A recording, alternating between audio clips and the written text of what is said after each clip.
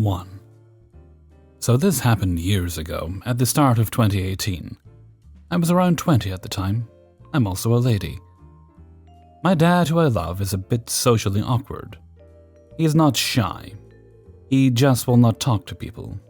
He's also an artist, and he used to do caricature shows at a local college free for students. This went down at one such show. Now normally, my mom would have gone with him. She talks to people that come by to get drawn, so 1, my dad doesn't have to, and 2, the person doesn't get bored before their portrait is done. She was busy that day of the show and sent me along instead. That was totally fine.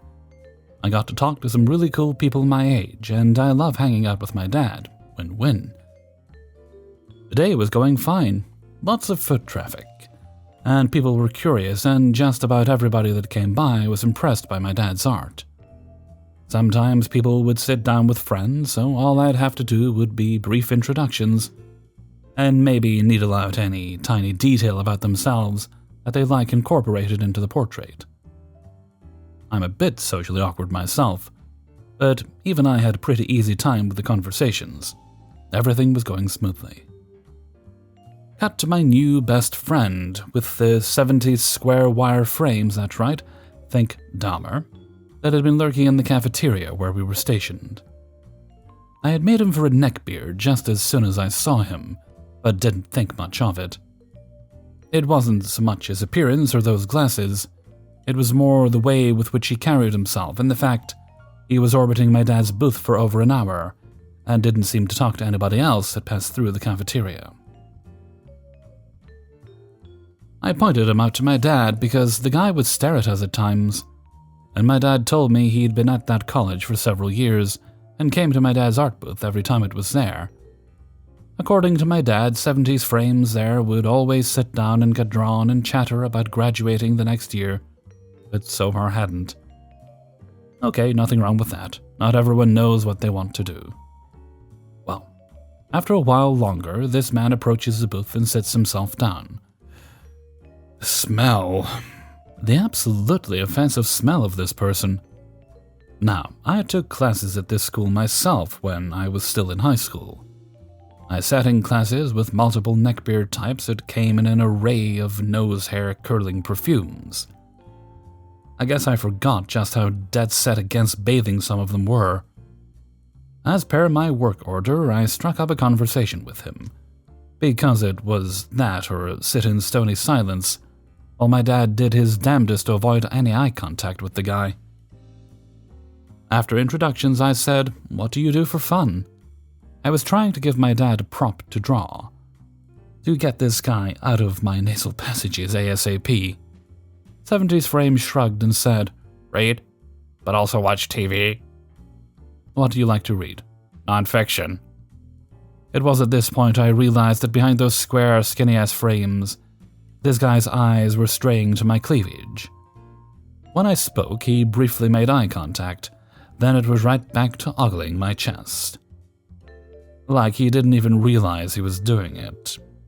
I wasn't even wearing something low-cut. There wasn't even much to see. My dad, God bless him, either didn't notice or didn't want to deck this guy in college property.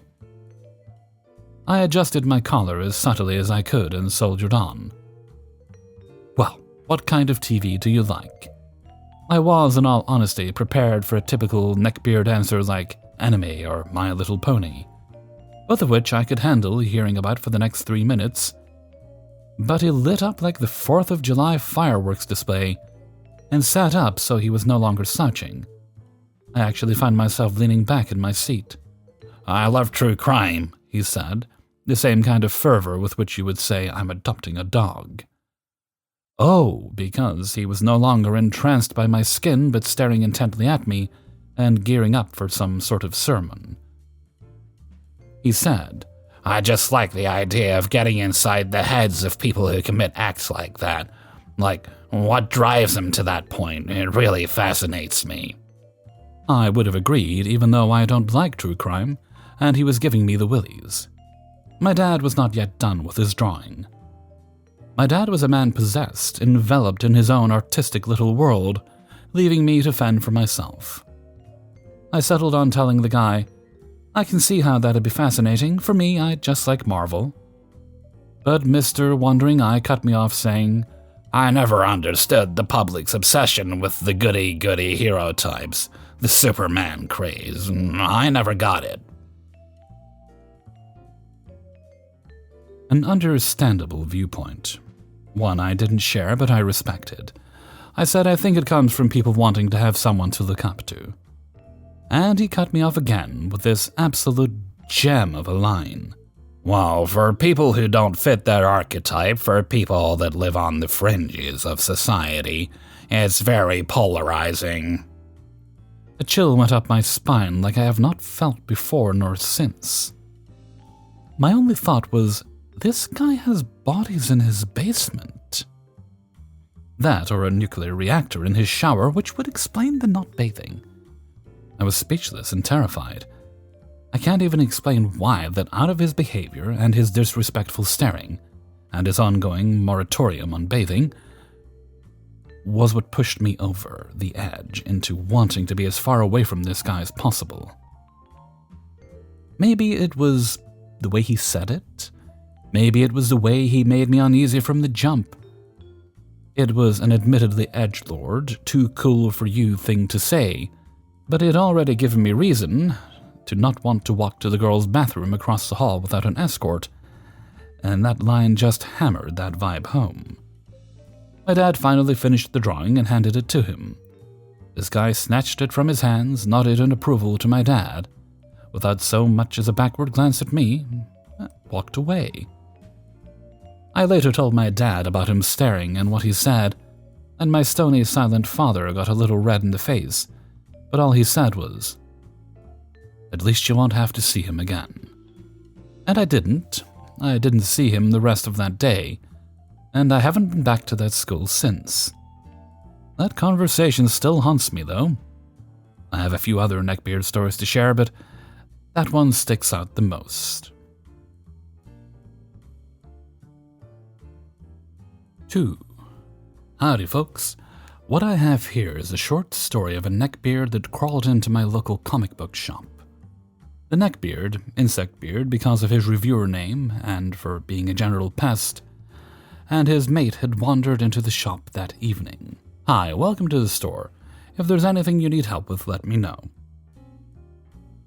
Oh hi, we're just here to look and see what you have. Got any older or classic comics? Can you point me to where they are? Shop buddy points toward the comics where several white boxes loaded with comics are to the left side of the shop. And if you've ever been to a comic book store, you'd be very familiar with this setup. They're usually placed in alphabetical order, separating them by brands. That way it's easy to locate what book you wanted. If you need any help, let me know. Then they meandered over to the comics and were there for a while, flipping through the brightly colored books. The couple seemed to be finding things they wanted as they had a pile of comics resting on the boxes that has started to accumulate. But that's when Shop Buddy noticed he had started to place books into the boxes. From what it seemed, at random. Now that's absolutely okay, and he didn't have a problem with that. Customers pull books out and try to be helpful by putting them back. Sometimes they weren't placed back in their original spots, but it happens. No harm, no foul. They just prefer the customers don't do that. Shop Buddy walks over to the couple. How y'all doing? Finding everything okay? I see you found a large selection. Oh no, I'm not buying these. Oh, I'm sorry, don't worry about putting them back. I'll take care of that for. I'm arranging them back in order. It looks like they're all out of place. The prices of these comics aren't in numerical order, so I thought I'd help you out. Shop Buddy had then noticed that this kind and generous patron had been rearranging the comics by price. So Spider-Man was now chilling with Ant-Man, and the Incredible Hulk was making friends with those losers over in the DC boxes. I appreciate the gesture, but the comics are separated by brand and then in alphabetical order. So please, there's no need to do that. Oh, okay, well, I'll just put them back where I found them. He then proceeds to shove a pile of comics in the first box he sees. Sir, they're in alphabetical order, and you just shoved all the comics into the wrong spot. Please do not do that. I will take care of it. I don't appreciate the way you're talking to me. How am I supposed to know that they're in alphabetical order? You can clearly see that the boxes say brand names on them, and in the boxes the books are separated by large sliders marked with letters from the alphabet in alphabetical order. I didn't know that there were that many brands. How am I supposed to know? I'm not some comic book nerd. Shop Buddy was confused on how to take the situation next, but before he could say or do anything, Neckbeard made it to look like a goober in front of his wife and the other patrons in the shop, and his wife proceeded to leave the shop in a huff. Shop Buddy said there was no shouting, nor was the confrontation big, and that this was a first for him, as most folks that come in are relatively nice. Now, hearing the story, you might think that it couldn't have gone exactly like this, and no one talks this way, and that this is an absolutely one-sided story. You might be right. Before you get upset by how this next part is written, I must let you know that this was exactly how Neckbeard had written it. I literally just copied and pasted it here. Neckbeard's review of my local comic book shop. Went there with my wife as it looked really cool from the outside, all the way from the Walmart. The only young man at the cashier at the time didn't really help with any products, which I thought was okay since it was late. But when I asked him if there were classic comics after I tried purchasing the new ones, which looked old, so I didn't know, he had the biggest attitude starting then. Like I was supposed to be a comic nerd. He said it was there in the bins. Went there, checked the old ones, got surprised they were so cheap, started looking for more comics. That's when the shouting started. After 5 minutes of him staring at my back, he runs over to the classic comic section and shouts, "Everything is in alphabetical for a reason." I was like, okay, sorry, I thought it was arranged by prices. I had no idea there were this many comic brands. Then my wife was like, "Don't make a scene, let's just put them back and leave." I saw the last 3 out of a group that he didn't sort, so I matched Marvel with the wrong Marvel brand, which said Marvel in the title as well categorized. He kept shouting why I was doing that. I was so stunned. Like, he was so mad and angry and shouting because I didn't know how each comic brand was sorted. I've been around the world and lived in Africa to Asia to Spring, Texas, and I have never been talked to like that ever. Ever. He looked me in the eyes expecting me to buy 10 comics and kept screaming why I didn't put the correct magazine and match by subcategory. I asked if he was okay or sleepy perhaps. He just kept screaming in front of everyone while looking me in the eyes like a psycho. I don't think I'll ever look at Tom Ball the same. It was that bad. It actually changed how I approach people from now. The owner spends some money and got the usual socially inept comic cliché.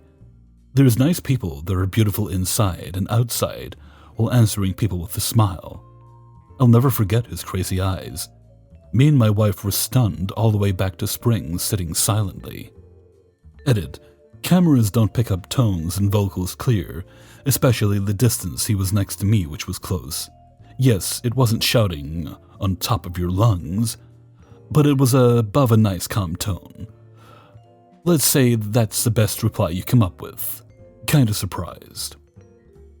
Now, the owner of the shop did reply back to the Neckbeard, trying to settle the situation, which caused the Neckbeard to edit his post. The edit, as you heard, did not help his argument, and made him seem even more like an absolute goober. Here's the comic shop owner's reply.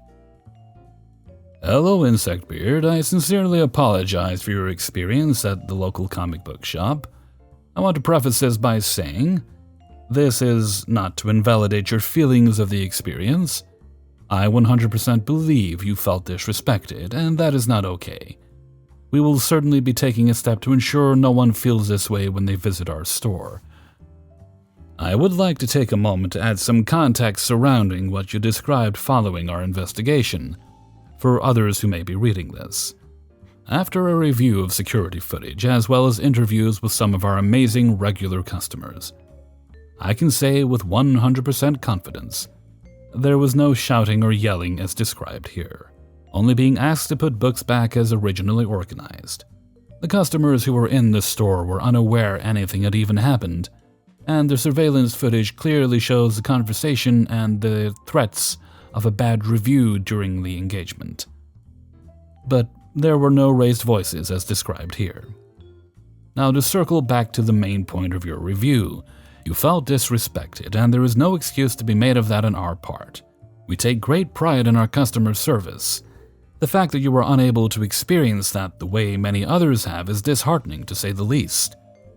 So I would only like to issue a sincere apology on behalf of all of us at the comic book shop. 3. Okay, so I dated a neckbeard once. I know, ew. But I was mentally in a bad place, and hindsight is 2020. So this was during high school. I had a friend who I was talking with for a while. Turns out he only befriended me to get the beard in question and I together, but that's not the point. I met the beard, and not long after, he asked me out. Now, I had never had a boyfriend before, and while I didn't initially find him very appealing, looks aren't everything. So he and I started going out. And it didn't take long for me to realize that he was in fact unhygienic, manipulative, and downright disgusting sometimes. The initial red flag was when I first went to his house. Being in high school, he still lived with his parents, but the problem was his living situation. They were by no means well off, but that doesn't mean they have to be filthy, and his house was beyond filthy. His mother, albeit nice, was a hoarder, and as such goes, the house was not in the best condition. This being said, his room was far worse. His mother at least did her best to prevent food build-up. His room was a jungle of half-eaten food, unwashed clothes, garbage, and other trash. The room reeked of BO, mold, and dead insects.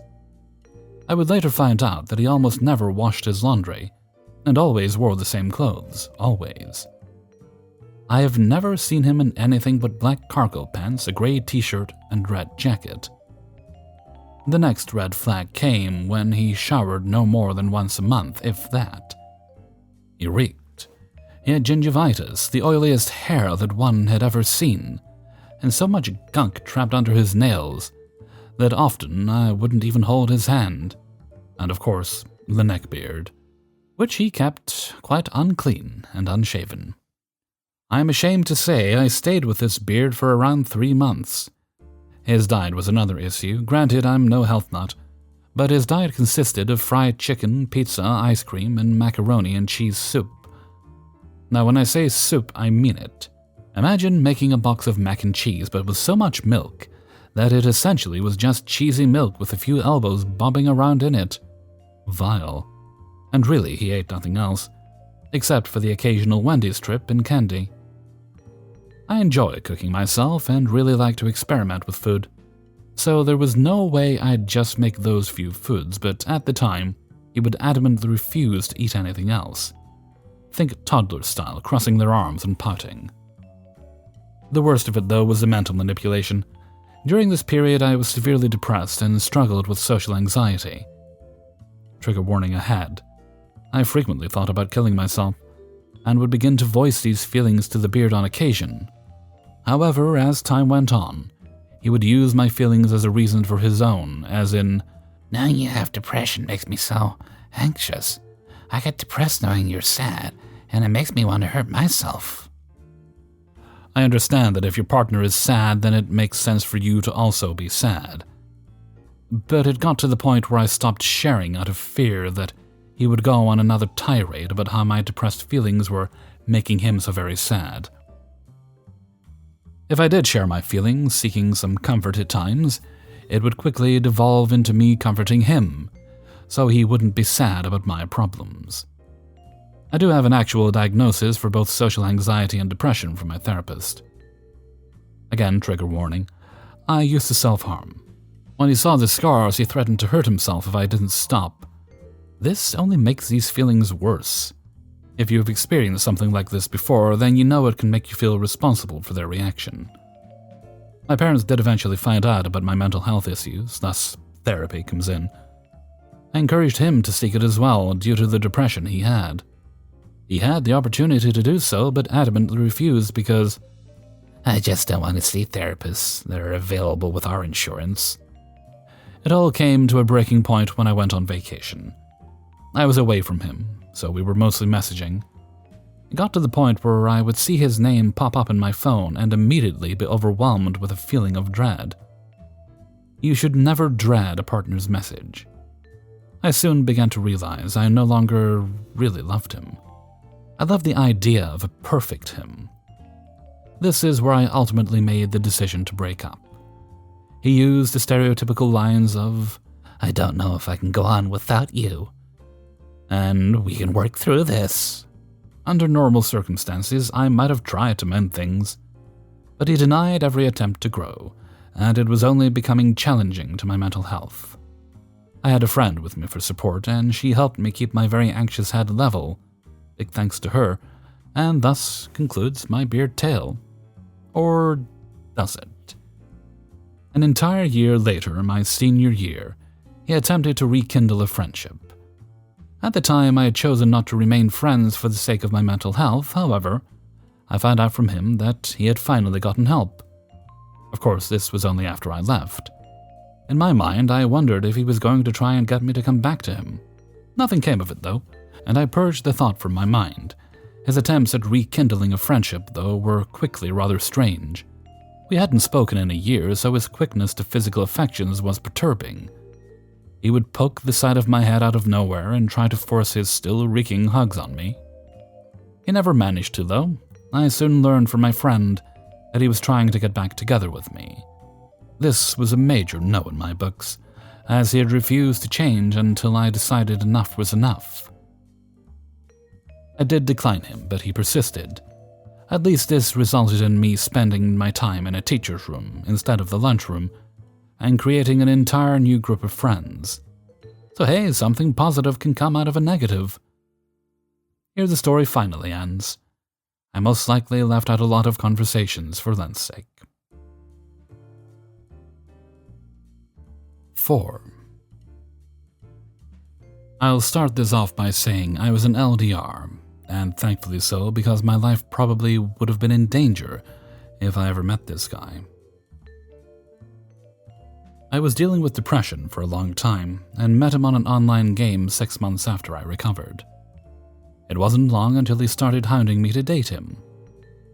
I didn't have any standards for a relationship, and since he seemed nice, I accepted.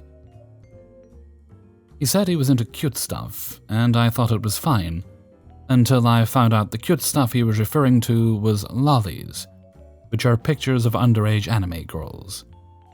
I thought it was strange, but thought if I didn't say anything it would be fine. It was not fine. He started spamming me with pictures of them every day for the year and a couple of days we were together. First they were clean, but slowly devolved into not safe for work images. When I finally told him to stop, he said he wanted me to like them how he liked them. And I felt the need to reiterate to him that I'm a straight woman, and the pictures he was sending looked like children, and I'm not into children. I don't think he stopped, if I remember right. As the months continued, his personality changed into something I simply couldn't tolerate. He became super irrational, and it was unbelievable. He had a PS4 and would go on long rants about how he hated Sony because his PS4 was defective. I thought it was ridiculous because I've had toasters that didn't work how I wanted them to, but I don't hate the company. I failed to notice other red flags like him hating everyone I knew. He started getting mad at me for reasons unclear, and these seldom times I had to work for 12 hours. Towards the end of the relationship, he started begging me for nudes or half-naked photos, and I always declined because I knew I shouldn't put myself in a position to be blackmailed. We almost broke up previously, but he talked me out of it. But I was getting extremely fed up with his behavior. I was tired of the lollies, the irrational behavior, the terrible personality, the begging of nudes, and him trying to convert me to atheism. But I just needed to get away. We talked nearly every day, and he would get mad if I went a day without talking to him, so I lied about being sick just to have an excuse not to talk for a few days. I enjoyed the alone time and reflected on our relationship, and realized he made my life more absurd than it already was. I knew he was dealing with depression, and considering I just got out of a depression, I thought staying with him would have helped. However, it became apparent that he had other problems beside depression, and he didn't want to put any effort into trying to fix any of them. I knew I was dragging things out by avoiding him, so I cut my break short and just broke up with him. He called me a bitch then, wanted me to take him back. Said if I ever went to hell, he would be waiting for me, and said he should have broken up with me first. He asked me for $100 as compensation for the breakup, and I refused. During the time we were together, I gave him at least $400, and he blew it all on lolly mobile game purchases, and was going to do that if he got more money. I was just done with him. Even though he was the one into children, I was the one dating a child. He threatened to unalive himself, and I took it kind of seriously. We both were living with a toxic single mother and sibling that made our lives hell, so I know the feeling of wanting to escape by any means necessary when you don't have the finances and have nowhere to go. I wasn't dumb, though, and I knew he was probably trying to bait me, so I gave him a hotline number in case he wasn't kidding, and he wasn't amused. The conversation lasted a while, and it ended with me saying goodbye and blocking his number and all his social media accounts. I was just stunned afterwards. I was the one always being broken up with, so I never expected to meet someone so terrible I had to break it off myself. A lot of guys think they could get a girlfriend if ladies lower their standards, but that's just not true. Even if you happen to find someone with no standards, you can still fuck it up by being a terrible person. As mean as it sounds, the guy literally had nothing to offer. The guy claimed to be 1 inch shorter than me, and at least double the weight. I'm short and petite, but dealt with it because I thought a relationship could work without physical attraction, and it doesn't.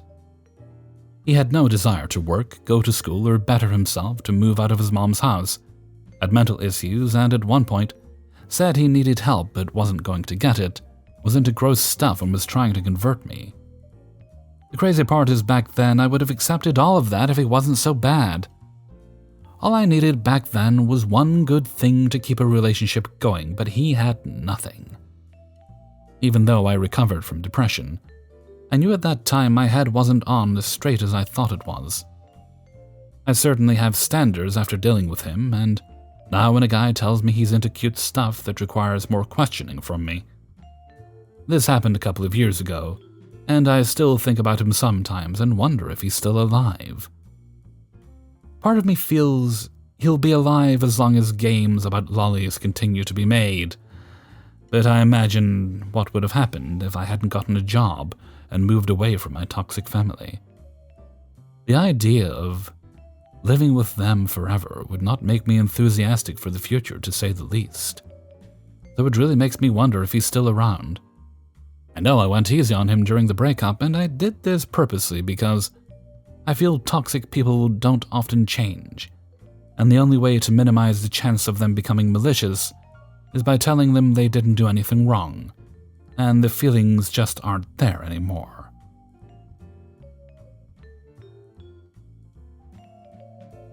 Five. This is the last chapter of the Brotherbeard saga, but it doesn't mean that I'm out of stories because there's a lot more. I saved this one for last because it deals with the impractical proudness of my mother. When you feel the need to announce that you have no favorites, you have favorites. Especially when you drop that in a conversation that didn't talk about favoritism. Don't worry, Mom, we know who is your favorite, Brotherbeard. Even though I am the only child that has a hand in making 4 grandchildren, and younger brother is the one that is most likely to get a job, must be because he needs to be taken care of, regardless that he's the eldest. Anywho's. My friend Bosky has this job thing where he went door to door to sell these gold cards. They were like coupons, but you can reuse them at the shops they mentioned, as long as the shops still accept them. They offered free fries at McDonald's and similar deals. One day his boss invited me to ride along, and I accepted. He surprised me when he handed me a stack of the cards and told me, "Go ahead and sell those." Excited, I ran out of his truck and started to go door to door, and I must say I killed it. There was this one house that had this deaf girl. When I started, she said, "I'm sorry, I'm deaf." So I looked at her and made sure she could see my lips. I sold her a card.